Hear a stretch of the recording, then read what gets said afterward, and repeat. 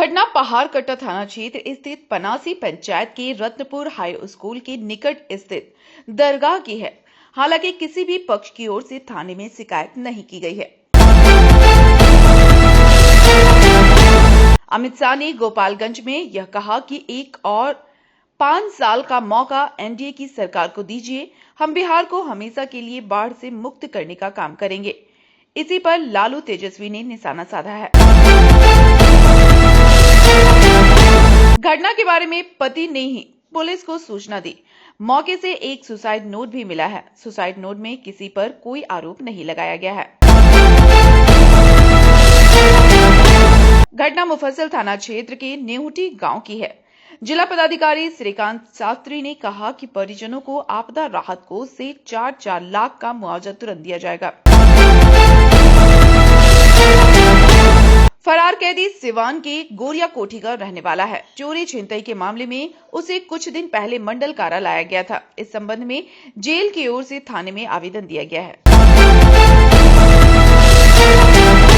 RJD की तरफ से ईद के मौके पर पटना में जगह जगह पोस्टर लगाए गए हैं, जिसमें बफ बिल रद्द करने की मांग की गई है। आरजेडी नेता महताब आलम की तरफ से ये पोस्टर लगवाए गए हैं।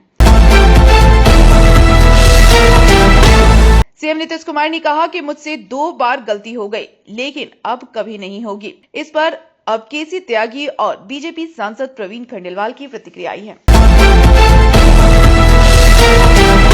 बीजेपी सांसद रविशंकर प्रसाद ने सपा नेता अखिलेश यादव पर निशाना साधते हुए सवाल खड़ा किया है। तेजस्वी यादव, लालू प्रसाद यादव और राबड़ी देवी पर भी निशाना साधा है। नित्यानंद राय ने कहा कि देश के करीब 25 करोड़ और बिहार के लाखों लोग गरीबी रेखा से निकल चुके हैं। आरजेडी के राज में स्कूल जर्जर थे, सड़क बिजली नहीं थी, गुंडा राज का जंगल राज था। कन्हैया कुमार पदयात्रा के तहत रविवार को अररिया में थे। 16 मार्च को पश्चिम चंपारण के भितिहरवा गांधी आश्रम से यात्रा की शुरुआत की थी। अब बीच में ही रोक दी गई है। प्रशांत किशोर ने कहा कि नीतीश कुमार मानसिक तौर पर अस्वस्थ हैं। बीजेपी वालों ने जबरदस्ती उन्हें बिहार की 13 करोड़ जनता पर थोप रखा है।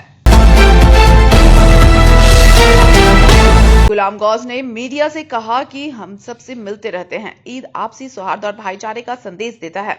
हम लोग जेपी आंदोलन से निकले हुए हैं, एक ही परिवार से पैदा हुए हैं। तारिक अनवर ने कहा कि जेपीसी में संशोधन के लिए कई सुझाव हम लोगों ने दिए, लेकिन नहीं सुनी गई। मुस्लिम समुदाय की भावनाओं का ख्याल केंद्र सरकार को रखना चाहिए था। देश भर में आज ईद मनाई जा रही है। पटना के गांधी मैदान में हर साल की तरह इस बार भी सुबह 7:30 बजे ईद की नमाज अदा की गई। इस दौरान मुख्यमंत्री नीतीश कुमार भी गांधी मैदान में पहुंचे। केंद्रीय मंत्री चिराग पासवान ने लोग अपनी राजनीति के लिए समाज को बांटने की कोशिश करते हैं। राजनीतिक दलों को दूसरे के धर्म या किसी के धर्म पर टिप्पणी नहीं करनी चाहिए।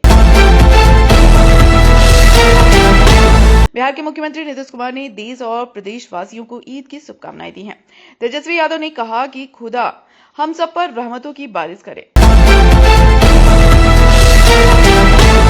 प्रवक्ता चितरंजन गगन ने तंज कसते हुए कहा कि 10 सालों में केंद्र और बिहार में एनडीए की सरकार है और बीजेपी के नेता विपक्षी नेताओं से काम का हिसाब मांग रहे हैं।